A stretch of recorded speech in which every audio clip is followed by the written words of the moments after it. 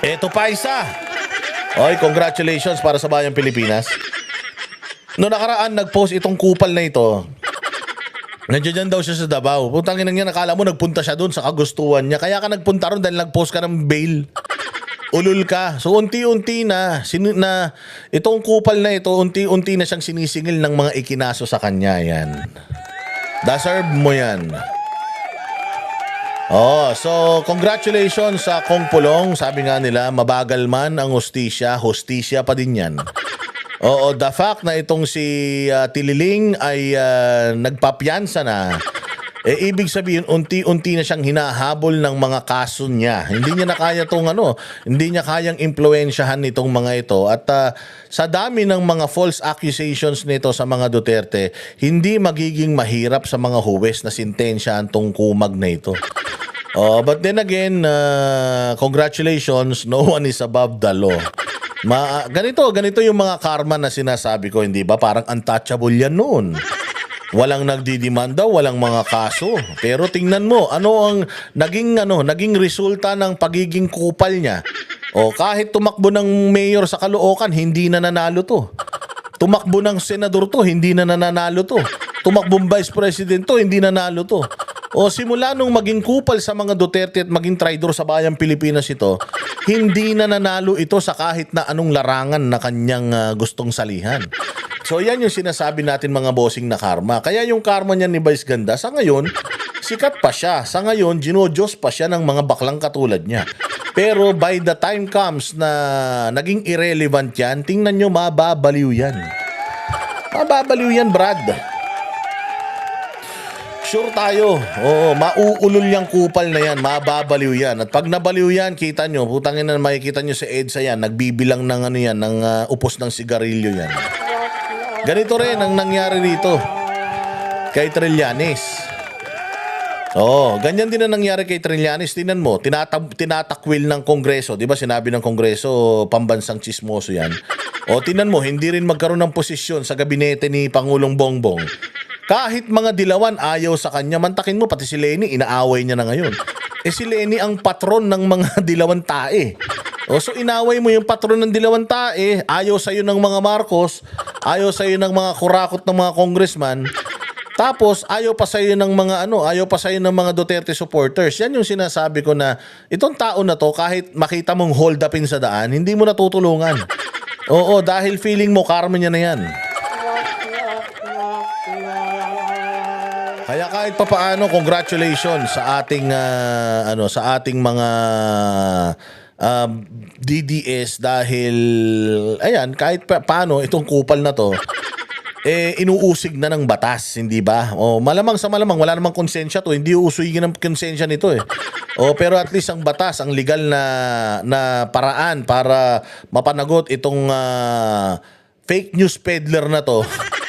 Oo, itong na to, propagandista na ito, at least man lang, unti-unti na tayong nananalo.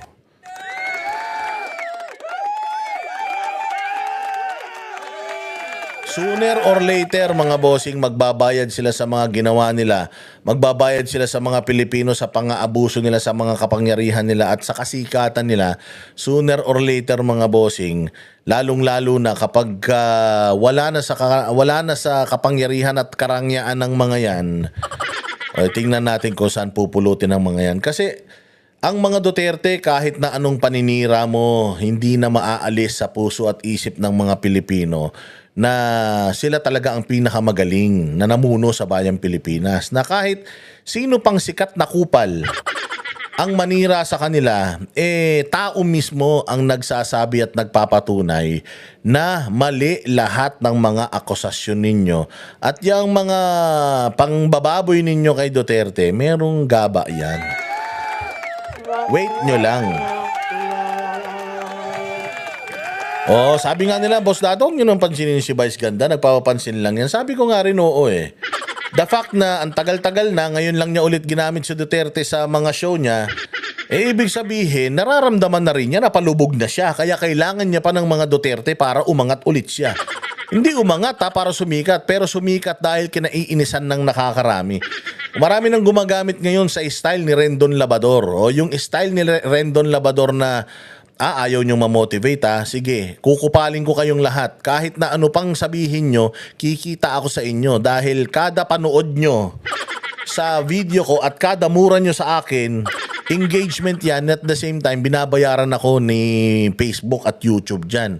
So, galit kayo o hindi, kahit mas marami yung gigil sa akin, pinagkakakitaan ko kayo. Ganyan ngayon si Vice Ganda. Alam niya na malakas masyado ang usapang politika ngayon. Hindi na nga sila napapansin eh. Hindi na napapansin niya sila Coco Martin kung sino-sino pang mga kupal na mga artistang wala namang mga silbi. Oo, kasi ngayon ang sikat, Duterte. Ang sikat ngayon, mga vloggers.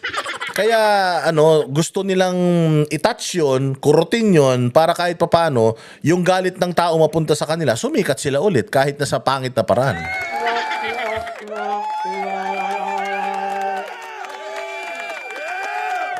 Pero sabi ko nga, marunong kayong mambastos, marunong kayong mambaboy, dapat marunong kayong tumanggap, di ba? Ganun lang yan. So asaran lang, kapag napikon ka, malas mo. Ako napikon ako. Oo, pikon ako talaga. Very ako aaminin ko na ako'y napipikon at ako'y talagang masama ang loob ko sa ginawang yan ni Vice Ganda kay Pangulong Duterte. Kasi ang ipinaglalaban na natin dito, Pilipinas eh. Ang pinaglalaban na natin dito, yung katotohanan na ang mga Duterte ay mabuti ang nagawa sa bayan. Ngayon, itong mga gumagamit sa mga Duterte at nambabasto sa mga Duterte na feeling nila they're high and mighty, feeling nila na napaka ano tawag dito, yung high moral sila. Just make sure na kapag tinouch nyo itong bagay na ito, sigurado na yung rest back ng taong bayan at ng mga DDS, siguraduhin nyo na kaya nyo tanggapin. Baka naman magdima-demanda kayo ng mga defamation, oral defamation, tsaka mga libel, harassment, Una sa lahat, wala naman kami dapat pakialam sa inyo pero dahil nakikialam kayo sa amin, dahil pinakikialaman nyo ang Tatay Digong namin, humanda kayo. Lahat ng mura, lahat ng pangahalipusta, tatanggapin nyo rin. Kayo lang ba? Kayo lang ba pwedeng mang-alipusta? Di ba? Kaya ayan, so yan ang ating, sabi nga nila sa akin, wag mo na masyadong patulan yan. Hindi, sabi ko bibigyan ko lang ng isa. Bigyan lang natin ng isa. Total akala nila siguro sila lang marunong mambaboy eh. Kayang-kaya rin natin gawin yan. Kaya wag tayong titigil. May mga boycott na panawagan pa nga eh. Wag daw kumain sa McDo. Lahat daw ng mga ini-endorso ng kupal na to, wag tangkilikin. Pati yung mga pelikula nitong masama ang idinudulot sa mga kabataan. Wag na yung tangkilikin. Tingnan ninyo, ang daming bakla. Ang daming bakla na ginagaya yan. Kasi akala nila tama eh. Hindi lahat na napapanood nyo sa TV tama. Lalong-lalo na yung mga ganyan. Hindi yan, walang mabuting ehemplong ginagawa yan sa bayang Pilipinas. Puros kalandian ang ituturo sa mga anak nyo niyan. Tingnan nyo, ang mga bakla ngayon, ang babata, grade school pa lang, kumikembot na. Kasi sinisira ng mga TV network yung utak ng mga anak ninyo. Akala nila na itong pagiging bakla normal lang to. Boss Dada, masama ba ang pagiging bakla? Hindi naman. Pero kung magiging kang baklang profesional, magiging katulad nila Ricky Reyes na alam yung posisyon nila sa pamayanan, yung hindi ini-impose yung sarili nila sa tao.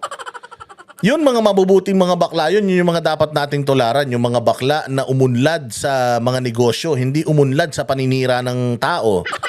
Umunlad para pagtawanan yung mga kapwa niya Pilipino. Yan yung mga dapat hindi tinatangkilik. Pero yung mga bakla na talagang lumaban sa hamon ng buhay, lumaban ng patas, walang inapakan, walang siniraan, walang inagrabyado, yan yung mga dapat na tinitingala natin ng mga bakla. At sana lahat ng bakla ganyan. Hindi katulad nito ni Visceral. Si Visceral na immoral. Hindi ba mga bossing? Kaya okay na yan. Erase na tayo dyan. Erase na natin ng pagkatao niyan. Nararapat lang na siya i-reactionan ng kahit maikli lang para naman gusto niya sumikat, diba? Di pasikatin natin. ang boses ng masa, hindi natatakot. Katotohanan lang, di kami nalulunod. Walang bahid ng sismis, lahat ay totoo. Kahit sino ka pa, pag mali ka babanatan ka. Walang pinipili kulay, wala kaming kinikilingan. Basta para sa bayan, kami lalaban. Pagdama palakpakan, pag mali banatan. Di matitinag, di matatakot, para sa bayan tuloy ang sigaw. Sa harap ng kamera, walang halong takot. Mga baluktot, lahat kayo'y tutumba. Ang hustisya at totoo, yun lang ang mahalaga. Kahit sinong harang, di kami matitinag.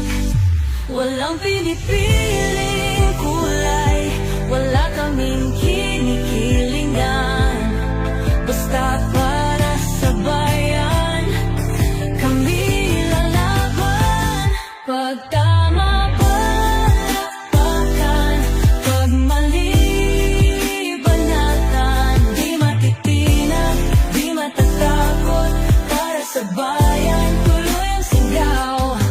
Kung nasa tama ka, ikaw ay aming kasama. Pero pag mali ka, handa ka na bang mabasag? Banateros kami, walang inuurungan. Dahil bayan muna, bago ang sarili.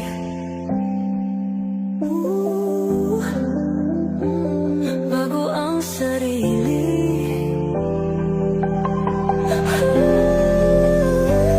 Pag tama palakpakan, pag mali banatan.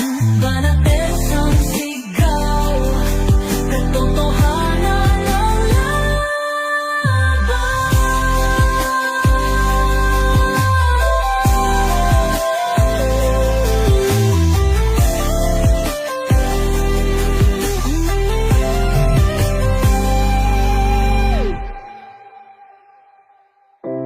Sa harap